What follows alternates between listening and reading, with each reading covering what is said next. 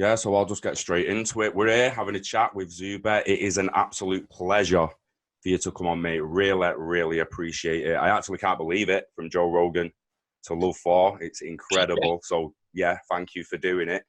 That's okay. You're very welcome. First and foremost, for anyone who's not watched the Joe Rogan interview or any of your other interviews, you just start off by introducing yourself and especially tell us about your childhood. Yeah, sure. You had an extremely interesting upbringing, really, didn't you? Yeah, no problem. So I'm Zuby. I'm an independent rapper based in the south coast of England. I was born in the UK. I grew up in Saudi Arabia, and my family background is originally from Nigeria. I'm also the host of my own podcast, which is called Real Talk with Zuby. I've released 5 albums and 3 EPs, so 8 releases in total over the years. Sold over 25,000 albums totally independently in the UK without a label. I'm also the author of the fitness book, Strong Advice, Zuby's Guide to Fitness for Everybody, which came out last year and has been doing very well. I've appeared on a whole bunch of stuff. People know me for different reasons. I've been on the Joe Rogan Experience, as you already mentioned. Also been on some major podcasts like the Ben Shapiro Show, the Rubin Report, the Glenn Beck podcast, Candace Owens Show. I've been on Sky News, Fox News, BBC, whole bunch of stuff. So I do a lot of different things. Some people call me a bit of a Renaissance man. Superb. Quite the entrepreneur as well, really, mate, aren't you, with the Zuby music and your book coming out? We'll speak about your book a little later, but how does one end up living in Saudi Arabia? I'm extremely interested about that. Yeah, sure. So we moved to Saudi Arabia when I was 1, actually. So my family was primarily based in Nigeria, and my elder brothers and sisters were actually going to school there. And so I don't remember moving because all of my memories begin in Saudi Arabia. But we moved out there when I was 1. My dad is a doctor, so he got a job offer to go and work for a company out in Saudi Arabia. So initially he went over there by himself. Later on, the rest of the family joined. And yeah, that is where I lived for 19 years in total. So I went to school there up until 5th grade, so up until I was around 11 years old. And then I actually went to boarding school in the UK, in Surrey to begin with, and then in Bristol. Did really well in school, got into Oxford University, studied computer science there. And then I graduated, worked in the corporate world for a couple of years. And then in November 2011, I took the plunge and jumped into doing my music full time. I started making music when I was in uni. Released my first album when I was in university as well. And then, jumped into it full time. So I've been doing it full time now for, this November, it'll be 9 years, which is pretty crazy. Oh, nice. Zuby, sorry, Zub, did you say you went to Bristol there? Yeah, I went to a school in Bristol, yeah. Brilliant. I'm actually from Bristol myself. Okay, cool. Yeah, it's a dope city. Yeah, and I'm from Surrey. And Surrey, yeah, which part? Kingston, born and bred. Okay, Living cool. on the south coast myself now, though. Okay, nice. Yeah. I'm very well traveled in the UK, so I've probably been to every city that everybody is from. Good stuff, man. So, like I say, that's quite an interesting upbringing, to say the least, in it, really, and quite impressive, really, if I do say so myself. You mentioned your music, obviously. What actually made you make the plunge to just think, do you know what, I'm doing it? It's a good question, man. I mean, honestly, I already knew that I wanted to be a professional musician by the time I was at least a couple of years out of university. So by the time I jumped into doing it full time, I already had 4 releases out. So I think by that time I had 1 EP and 3 albums. So it wasn't like I was starting from zero. I already had a good amount of work out there. I'd already been building my fan base. I'd already performed around the UK and a few different countries. So I wasn't sort of jumping into it from ground zero. The core reason is that I knew in the work that I was doing, working in the corporate world, working in an office job, working for somebody else, I knew that I would never be able to really fulfill my potential in any way, shape, or form. My goal is to have a positive impact on millions of people around the world through my words and my actions.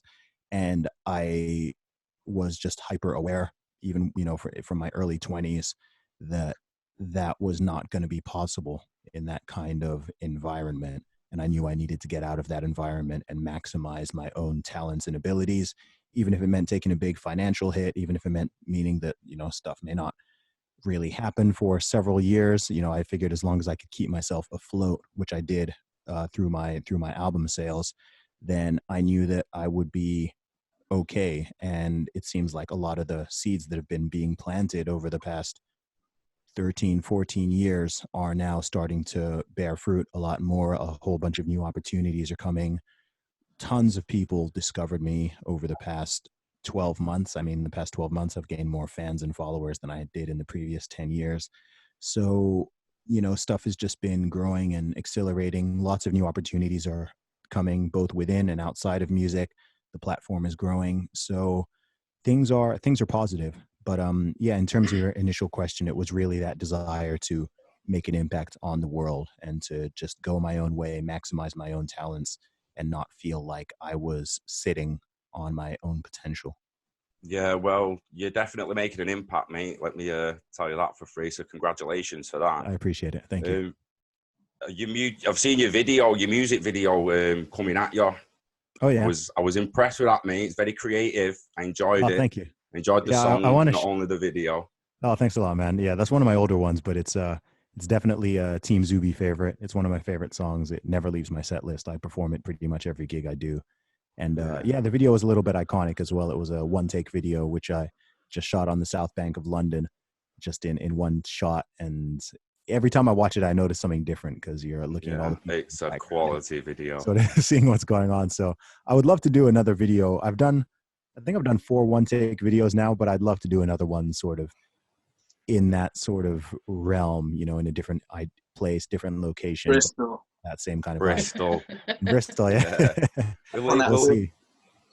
It's very creative and unique. It impressed me. Like I say, I enjoyed it. And the obviously cryptocurrently. How can I not mention that with the love for crypto? Yeah, so, thank you. That's another great song. So with your music to your fitness book, because another thing from your other interviews I've seen, you've had quite a sporting life from rugby and multiple sports. Yeah, that's right. So was that always the plan to do something on that level, even back when you was doing the university and everything else? Or is it something that came along recently that you just thought, you know what, I believe I can, like you say, you want to give back. Was that always the plan to give back health and fitness wise? It was not always the plan, no. I've been going to the gym for longer than I've been rapping, though. I started working out when I was 15, primarily to get better, bigger, and stronger for rugby. But, I realized, I've been an expert in terms of training and nutrition and stuff like that for a good amount of time. I've been through the ups and downs so much myself. I've gained over 15 years of experience in it, a lot of trial and error. So one of my friends last year, Jose, shout out to him, he actually kind of gave me the kick in the butt to make and write a book. He was like, man, like, so much about this stuff. You've got this following. Why don't you put something together that can help people out in this regard? And I was like, you know what, that's a good idea. I'm always giving people advice anyway. I've always got friends hitting me up saying, okay, I want to lose some weight. How can I do it? I want to get a good gym program. What should I do? So I figured, you know what, let me just take all that information that's in my brain right now, put it down on paper. Well, it started as an ebook, put it down and help people. And yeah, it's sold about 1,500 copies now, totally independently. That's without it even being on Amazon. So thank you. So it's helping a lot of people. I've had such great feedback, really positive reviews and everything. So yeah, you are correct that was one thing that, I don't want to leave anything on the table. That's why I do so many things, because I am a rapper primarily, and that's what people certainly initially knew me for. However, it's like, beyond rap, I've got other things that I can offer the world. I can do public speaking, I can write books, I can make videos, whatever it is. I don't even know what the future is going to bring. I can do podcasts, whatever comes in the future. It's like, anything that fits into my goal of having a positive impact on over 10 million people. If I can do it, then I will do it, because there's a huge potential audience out there, and you're not going to be able to reach all of them in the same way. There are people who have discovered me through a podcast appearance or through an interview, who I'm sure if I'd just done my music and tried to push them towards that, then they wouldn't necessarily have discovered who I am. So it's like, you know what, I can't force the outcome, but let me put all of these different types of content out there. Let me take all of these different opportunities, and whoever is interested in it, they can sort of pick and choose whatever they want. If they like everything, brilliant. You know, they can take everything. If they're just interested in the music, that's fine. If they're just interested in the podcasts and the interviews, that's fine. If they're just interested in the self-improvement stuff and the fitness stuff, that is also fine. So I'm not stressing that aspect anymore like I used to. I used to want to keep everything just on the music, but there's a lot more that I can offer the world, so why not do it? Have you got any other projects actually bubbling in the background at the moment? Yeah, sure. I'm working on a Twitter course, actually, Twitter and social media course to help people to grow on there and to monetize their audiences, because that's something I've been doing for a very long time. I've been on Twitter since 2009, which is ridiculous. So I'm working on a course to help people improve on that. I've got a couple of events booked both in the UK and in the USA this year, so I'll definitely be going out to the States several times this year, as well as in fact, I've got an event in Bristol on the 16th of April. I remember someone saying they're in Bristol. Yeah, I'm actually been invited to speak at the Libertarian Party, or like some event they're doing there, so that's cool. And then I'm also going to write another book, but that'll be more of a long-term project, because that's not going to be a short book like my fitness book. That's going to be something that's longer. I'd like to combine all of the things we're talking about. I strangely want to sort of combine them into a book that's going to touch on aspects of self-improvement and philosophy and politics. And I'm going to try to bring all of these disparate worlds together in some strange way, I guess, like I do on my social media, and try to make some sort of book around that can provide some kind of value to people. So those are a couple things in the pipeline. I'm also going to be releasing some new music this year as well. It's been, like I've got a whole bunch of ideas. So once I've got the right beats, then some new fire is going to come. Awesome. Superb. Have to pop along when you're in Bristol. Yeah, man. It'd be great to see you. Awesome. What gave you the idea to do the deadlift tweet? I've been wanting to. I wanted to ask that question since it started, but I thought we'd ease in a little bit. Thank you. It was necessary, wasn't it? It was, mate. It was epic. It's about time somebody did it. Yeah. Yeah. Well, I've been privately having this conversation with people for several years and sort of ringing the alarm bell on that particular issue for some time. And people always thought that I was being alarmist or being silly, or even that I was sort of making stuff up. So, I kept seeing these stories coming out in the papers, in the US and Canada and the UK, seeing all of these stories coming out. And then just out of curiosity, I thought, I wonder what the British women's powerlifting records are. I mean, I'm a strong guy. And I looked them up and I saw, okay, the deadlift, yeah, I can beat that. Bench press, yeah, I can beat that. Squat was a little bit higher than my maximum because I'm not the best squatter in the world. So I just already had that. The video that went viral was already online. That wasn't, a lot of people think I recorded that video for the tweet. That was just a video that already existed, just from one of my general training sessions. And so I just dug it up on my phone and I tweeted it and I added the caption. I keep hearing about how biological men have no strength advantage over biological women in 2019. So watch me destroy the British women's deadlift record without trying. Yes, I identified as a woman. Don't be a bigot. So, Next made me go. You should have put a hashtag no rats. That's the first thing I thought. It's actually a decent deadlift, mate. Well done. But congratulations on that. It's got 2.3 million views, mate. So, dude, making an impact. That's just on Twitter. I don't know how many it got, including YouTube and Instagram and Facebook and TV. But the good thing is you're starting a conversation. You actually have got people talking about it now in a really positive way. Yeah. It's not a negative thing anymore. Yeah, exactly. I think there's a lot of power in humor. Yes. And that's something I always try to maintain. If you follow me, especially on Twitter, then people know that, stuff can get, I kick the hornet's nest, it seems, at least twice a day. So well, like Booz just said, you're a conversation starter, and the thing I like about you is you're not scared to be a controversial conversation starter, or the conversations that so many people are scared to have. From race to gender to wars and politics. some people are legitimately scared to have these conversations absolutely. and attack opinions. It's actually become. That's part of why I do it, because I know that me doing it emboldens and encourages other people, and it also lets people know, like, okay, I'm not just going crazy, because I think it's easy to look at the Western world sometimes and think, okay, like everyone is just totally lost the plot, and that's not the case. That's not the case. But because of what you've just said, people will talk about these things maybe in private or with a close friend, but they won't want to put them online. And the people expressing the opinions online, especially the people with big platforms, tend to have the crazy opinions. So I like to be a bit of a counterbalance to that, just to sort of bring things back to a norm so that they don't get super duper polarized or crazy. And, with everything I do as well, I always try to maintain my sense of humor. And that's part of why the deadlift tweet went viral, right? I'm not the first person to talk about the issue or highlight it, but it's always done in an angry way, or people are aggressive, or people are inflammatory or whatever. I was just like, oh, okay, these are the rules. Cool. Okay. Let me take this record.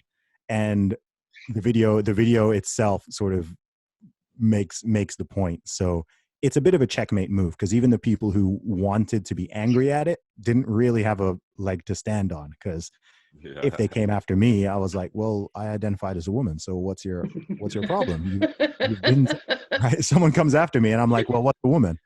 And they're like, anyone who identifies. Yeah, and they say anyone who identifies as one. I said, okay then, so what's your problem? And they say, oh, but you don't really mean it. I'm like, how dare you? Right? It's like, it's like you have to pick one. You've got to be consistent. And don't hurt my feelings. You've got to be consistent. And there's this idea of gender fluidity as well. So I don't even need to be consistent. I could be a man for this purposes of this podcast, and then I could go to the gym tomorrow morning and identify as a woman again. So it's quite fun, actually. I enjoy doing it. It sort of indemnifies you from any criticism. So I can see why people like it. The world's gone mad. The gender fluidity has just gone mad. I don't understand it. I'm too old. Labour today, you're born with no sex. So I saw that. Yeah, I believe we're waiting to know what age you actually know now. Yeah. I'm not sure where that comes in, but it's the people who call other people science deniers, which is brilliant. Absolutely ridiculous. Now, just to clear the air with the listeners, my view is adults do what you want as long as you don't hurt others. I don't like the instilling it on kids and pushing it on kids. We was talking just before you came in about where's the tomboys gone. Where's the tomboy girls gone? Because nearly every girl, they wore tracksuits when I was a kid. All the girls, there was all tomboys. Yeah, there are certain lines. You know what I mean? I think most people have. It was funny. Actually, earlier today there was a trans person who I was having a little conversation with on Twitter, who was, being very, very reasonable. And with this whole topic, with a lot of topics, activists are not representative of the actual populations that they often claim to be advocates for.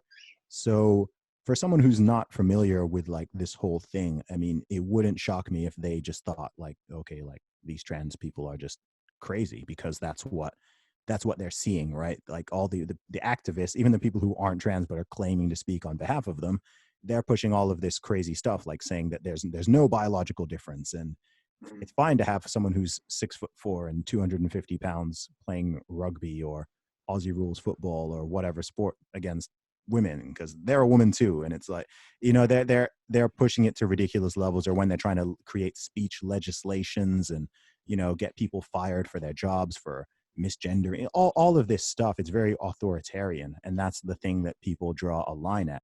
I don't believe that there are that many people, not in the West anyway, not in the UK and the US and in Canada, who sort of have like some legitimate hatred of any demographic of people in this day and age.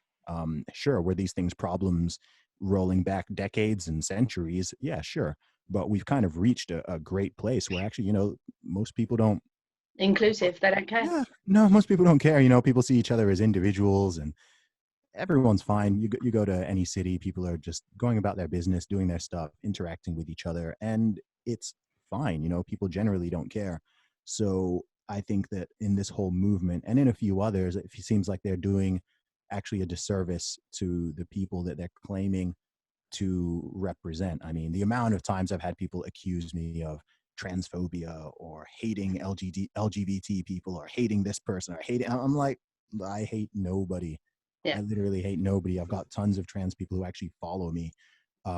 And I've had people come to my gigs and stuff, and I've spoken to people, and everyone's just an individual. You know, that's really how I view the world. But like we were saying, when you start trying to force things on people, that's always the issue. It doesn't matter if it's something social or cultural or political or religious or whatever, you know, as long as people can have their different beliefs, and that's totally fine.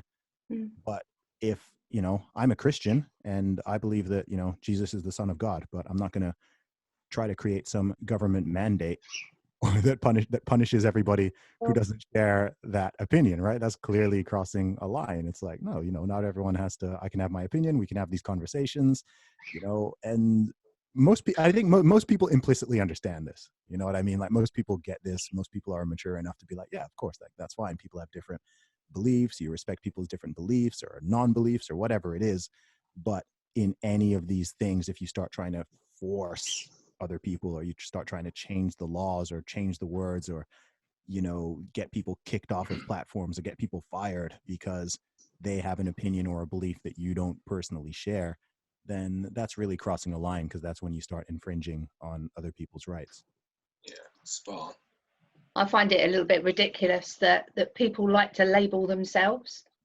So I'll meet somebody and they'll say, "Hi, my name's Anna. I'm gay." And I look at them and I say, "I'm Lorna. I'm heterosexual. What's my sexuality got to do with you?" Are people doing that now? Oh, yeah. Really? Yeah. In the real world?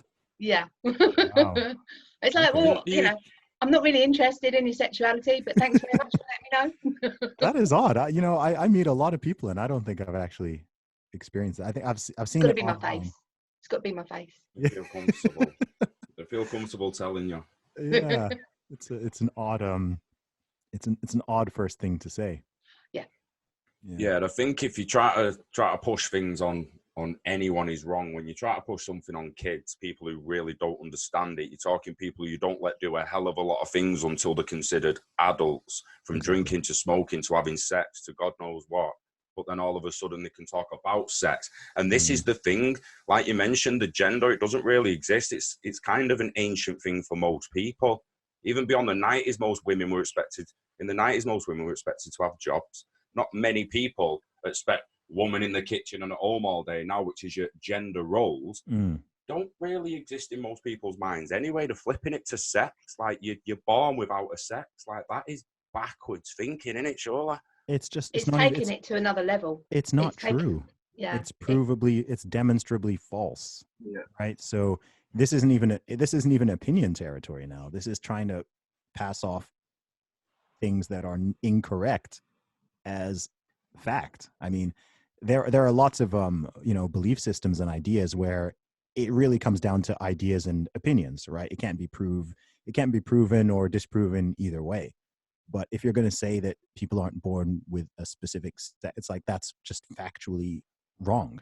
This isn't even limited to human beings. Every animal species is born with a given sex. Like, we know this. We've known this since before science even was a thing. Right? That's kind of how we got here. So when someone says something like that, I mean, it's as phony as me saying that I'm wearing a yellow t-shirt when everyone can see that my t-shirt is black. So I think it's gone one step further, though. It's almost like bordering on the edges of child abuse, because you're desexifying kids and not giving them any parameters. So, you know, if a boy plays with a doll, obviously he wants to be a girl, so start treating him like a girl. But they need that input, male and female, to the masculine and the feminine, in order to make their own mind up. And that takes years and years and years, but without labeling them at a young age. I find it's an interesting perspective, in it. On the Joe Rogan podcast, Zuby, you mentioned how you feel a lot of social media and the internet's become just one big experiment. It is. That's just another side of it. It's just throw it out there, see how they react. We'll be able to shut it up in the end if we need to. It is. I mean, when was the first smartphone invented? 2006. That's not that long ago.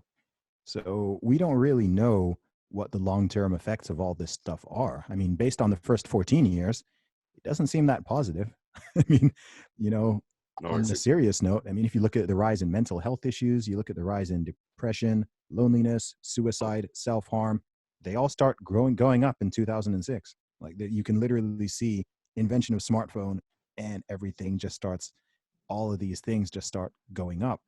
And it's not shocking or surprising. I mean, if you look at the way people use these platforms, the way people behave, the way they get addicted to them, honestly, it's not good for most people. I mean, it's a beautiful thing. I love social media. I mean, I wouldn't be able to do and reach as many people as I do without it. But you know, it's still a very new invention and technology, and we just don't really know. You know, 20 long-term years, effects, 30 years, 40 years down the line, we don't know exactly how this is going to affect society. There's certain things you can predict, but with any new technology or anything new that drastically changes a society, you're never going to know until, you know, you've got the benefit of hindsight.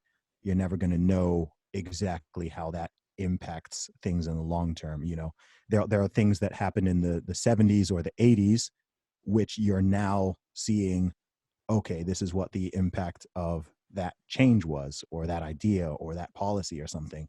So yeah, I just think people need to be cognizant of it. I think people are becoming more cognizant of it. I think people are a little more wary and just aware of some of the, you know, potential pros and cons and issues with social media now. You're seeing people talk about that a lot more, even in the media, just the way people are using it. You're seeing even little things like Instagram deciding to make the likes private rather than public because they were seeing how that was impacting certain people and things like, you know, it's a very minor step. But, you know, on the phones now, they now have Zen mode. So if you've been using your phone for over, I think, 2 hours nonstop, then certain phones on Android, they have what they call Zen mode, which which comes on and, you know, it shuts off your phone essentially for 20 minutes just so you have that period. Yeah, right. Yeah. So yeah, there's, you know, phone's like, you gotta go and chill, bro. You've been playing with me too long, baby. 12 hours Yeah. today. But yeah, you know, I think as long as people are very cognizant of it, and as long as people also don't lose the ability to interact in real life, you know, I think there's nothing wrong with online communication and social networking and all that, as long as it doesn't come at the expense of real life human social interaction, right? If you've got someone who only knows how to communicate through a phone or through a website, but, you know, they can't make eye contact in real life, or they don't know how to have a conversation, all that kind of stuff, which is, you know, becoming a little bit more prevalent, especially amongst people who are kind of maybe in the 15 to 25 age range, just because of the time it sort of hit them, then that's a potential issue, because, you know, that's the generation that's, you know, they almost don't remember the world without some of these things. I mean, I'm old enough now. I'm like, I was kind of at the cusp of it. So it's like, cool. I can remember the world pretty much, you know, I can remember the world certainly before social media. I can also remember the world almost before internet, essentially. Well, yeah, I can remember the world before pre-infrared. Yeah, remotes on wires and that. Yeah, you know, I remember going through dial-up and then, you know, finally getting broadband, and then the invention of social media and then smartphones and all that. So I remember before that. Yeah.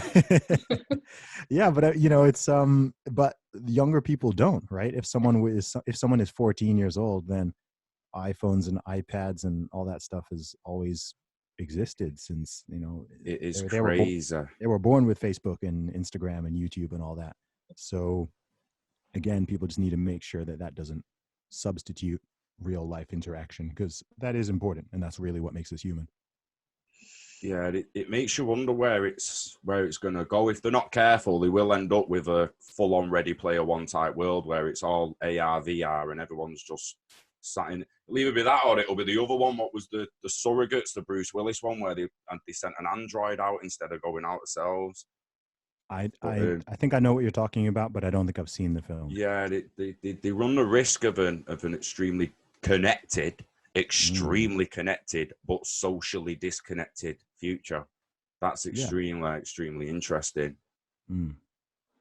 Especially with the likes of 5G and Internet of Value, possible microchipping, like you say, new phones. If phones have got this good so fast, where they're going to be by 2030. It's going to affect the world, I think. Yeah, I mean, you've got to bear in mind. I mean, I'm 33 years old, and which is not old by any measure. And when I was a kid, I mean, I remember when you couldn't render a circle on a computer monitor, right? Like, they couldn't render a circle, right? They tried to draw a circle and it would just be a square, right? If you're playing a football game, then the circle was just a square. At the best, you might get a hexagon, right? If you had really, they couldn't draw a circle. So just in my lifetime, you've gone from stick figures on a screen, to, I mean, play now, a high-end PC game or a high-end Xbox One or PS4 game, or do VR or something. And that's just in my lifetime. So the technology we have right now, people who are 3, 4, 5 years old right now, when they're my age, they're going to look back on what we have right now in the way I look back on the Apple IIe and the Atari 2600. And Commodore 64. Took the words right out. Yeah. That's what we have right now. ZX Spectrum. Yeah, ZX Spectrum. What we have right now, that is what, that's what it's going to look like to them, and that's just crazy. All right. For anyone listening, can't even fathom, or watching in the future, Commodore 64, the games was on cassette. Cassette tape. Think about that. Not cartridge. They don't know not what cassettes CD. are nowadays. Go Google CD. See what that means. Even more recently, going back, a decade plus ago, I remember when they started taking the floppy disk drives out of laptops and computers, and I remember being really angry. And how much did a disk hold? 1.4 meg. Yeah, tiny. I think it was tiny. That's not even an MP3. That's not even a photo. I remember being really upset when they started taking them out. And I was like, how are you going to store files? I was like, 1.44 meg. Like, how do you even, you can't even store anything on that now. That's like a couple I had all my Pokemon games on floppy disk back in the day, in the 90s. Pokemon Gold on floppy disk. Oh, nice. So yeah, it's just, technology is a crazy thing. It's a crazy thing. But I think we need to make sure that we use the tool rather than the tools using us. And that's how I feel about social media. Yeah, because a lot of people don't see it happening. With cryptocurrency and distributed ledger technology, how did you get onto that? How did you notice that happening? Was it just Bitcoin and Ethereum, or was it the technology, someone with the tech as a whole? Yeah, I mean, so I first heard about Bitcoin. I mean, I keep in mind I'm a computer science graduate. So I heard about Bitcoin actually, man, I heard about it probably 2012, 2013-ish, but I didn't pay any remote attention to it. I didn't bother looking into it until 2017. It was just something that I thought was like another form of PayPal, or maybe like some kind of, I'd heard the name, but I just didn't look into it whatsoever. And then in 2017, I don't even know what really prompted it. I saw something about it, and I went and did my proper research, and I actually bought into the concept very quickly. I was sold on it quite quickly. So initially I was interested in Bitcoin, and then from there started learning and researching about other coins, altcoins, Ethereum, and a bunch of other projects. Of course, 2017, there was that massive peak and the mania and all the greed and everything like that. And it went nuts. And, I went through a long period of pain in that period. I'm finally back in the black as of a couple of weeks ago, which is beautiful. Nice. I didn't actually sell anything in that entire period, which is, somewhat impressive. But so I was drawn in initially through the technology and the possibilities of it. And then, of course, because of the timing of when I got in, because it was going through that mad period, the greed set in, and I was like, oh, cool, this is a quick way to get rich, right? And then, stuff kind of went to crap for the next 2 years, which is fine. But during that period, I did a lot of learning and research to really, really understand the whole situation better, both from an technology perspective and also from an investment perspective as well. So do you have a diverse portfolio, or do you concentrate on just the Bitcoin and Ethereum? Oh, well, after the beatings of the last 2 years, I'm primarily consolidated into Bitcoin. Not entirely, not 100%, but primarily. outside of my, other investments. But in the world of crypto, primarily Bitcoin. But yeah, there's a few other projects that I'm also interested in, including Ethereum. There's probably like 10 to 15 that I'm interested in. Do you like XRP? I've never bought any XRP. I don't have any XRP. Nah, not me. Yeah, so because it's interesting. You mentioned before about the content creation and you want to help people monetize and stuff like that. So XRP and the XRP ledger, one way that people are using that to help monetize, it's through what they're going to call micro payments, so per second payments through platforms like Coil and Cinnamon. Have you seen or heard of any of them on Twitter? I haven't actually. No, I don't know much about XRP. Right. So the idea around that with Coil and Cinnamon is to produce platforms for and by content creators, so they get 100% of the revenue. So like you say, you can monetize on YouTube, but you have to drop the ads and you get some ad money, and it's very lucrative if you've got the following. But YouTube are obviously taking their cut. You can do it on Patreon, you can do it anywhere, and they'll all take the cut. Coil and Cinnamon, they're actually giving content creators 100% of the revenue, and it comes dripped from the XRP ledger. That's interesting. From a Coil website. It's very interesting. We'll send you an email containing some more details about that, because it's something, especially people who want to help others monetize.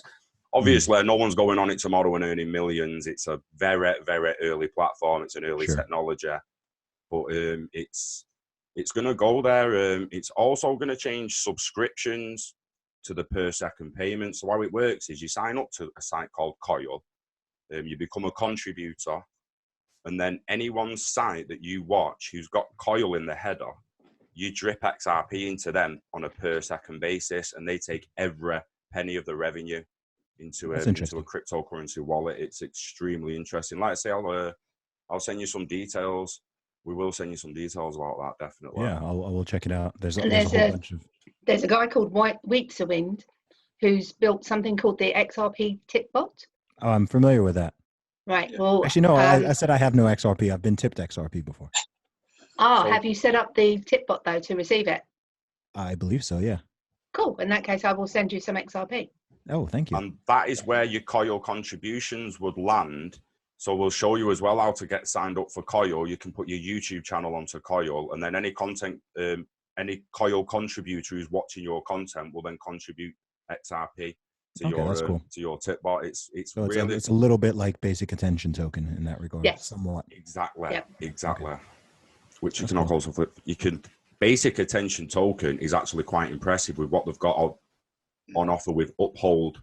Mm-hmm. So you can have your basic attention token drop in, and if you don't want basic attention token, you want pounds or another crypto, it can flip it itself through Uphold for you, and it's just left there again in the. I've been using Brave for a couple of years, so I like the way it integrates with BAT. Yeah. The only real difference is the World Bank like XRP. They just won't say anything. Well, yeah, these micro payments, and they're calling it the Internet of Value behind. Well, not really behind the scenes, but not in mainstream media. It's kind of being a little bit hidden. They're all that Bitcoin thing, so it's interesting to see where it goes, really. Yeah, man. Don't suppose you're in LA in May, are you? Oh yeah, I am in LA in May. Yeah, end of May. We've got a 2-day conference on the 16th and 17th. Okay. Which, if you were available, we'd love to invite you along to. Yeah, it'd be great if you could make it. I doubt I'll be able to make that because of existing plans.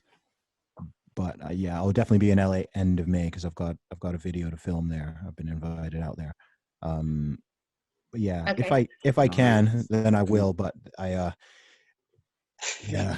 just thinking. No, I think there's an event. There's an event I'll probably have to do. Well, it's actually up to me, but it's a big event on I think the 24th and the 25th of May, and I'd need to do some stuff in the run up to it, and that would be here in the UK. Not a worries. We've also got we do a 1-day conference in September in Manchester, so I'll send you some details on that if you're around. We'd love to see you. Yeah, Can you tell us anything about the video you're doing in LA quickly? I believe you have to go soon, don't you? I don't know if I can. I don't know if I can announce it just yet. No problem. No problem. Yeah. Okay. Have you got anything coming up that you can announce for us? Anything coming up? Yeah, sure. Well, when is this podcast going to come out? I'll be dropping it in the next few days. Feel free to plug everything. Plug the website, the book, yeah, strong sure. advice, Okay, the lot. Cool. So firstly, if you're listening and you want to find me online, then zubymusic.com is my main website. You can find my music and my podcast on iTunes, Spotify, YouTube, and other channels. Just search for Zuby or Zuby Podcast if you're looking for the podcast. It's called Real Talk with Zuby. All of my social media handles are the same, at Zuby Music. That is ZUBY Music. You can find me on Twitter. Definitely follow me there. I'm also on Instagram, Facebook, and YouTube. And then in terms of events, I am, best to probably go to my website, zubymusic.com, and you can find events up there. I will be updating it. There's new stuff that's coming in, but I'm doing an event in London on the 28th of February. I'm doing this event in Bristol on the 16th of April. I'll be doing some stuff in the US in May and July, definitely, and possibly in June as well. So yeah, there's a lot of stuff coming. I've got a couple of events coming up in London as well, which are going to be announced. So there's a lot happening. Nice. Watch this space, guys. Zuby making an impact. It's been a pleasure, mate. I've enjoyed having a chat with you. I really have. It's flew by. Sadly, we'll have to do it again in the future. No doubt.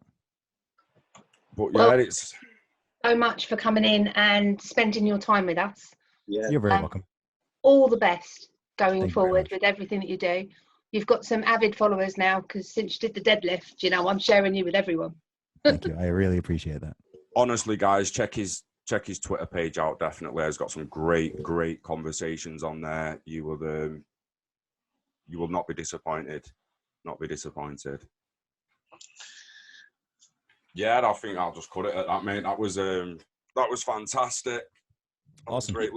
Great little chat there. I really appreciate you coming on. Can't thank you enough. Man. I appreciate it. No worries, you'll have to have us on yours over the summer. Yeah, man. We'll see what we can do. We'll come on your podcast over the summer.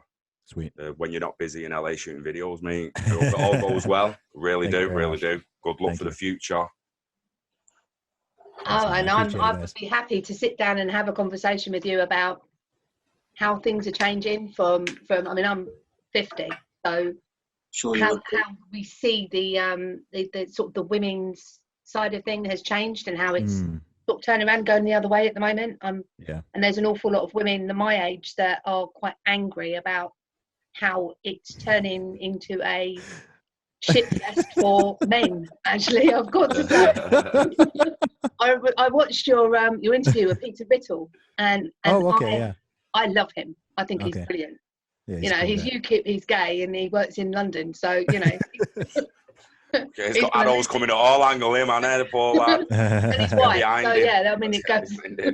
Yeah, but yeah, I really enjoyed some of the stuff that you were talking about with him, and I think there's definitely some really good conversations about some of that stuff. Yeah, thank you very much. No, I will keep speaking the truth and doing what I do. Yeah, thank you. Superb, mate. We'll let you get off. We know you've got to go when you're short on time, so yeah, man. Appreciate it. He's literally he's doing Have a good night. Take care. See you later. See you later.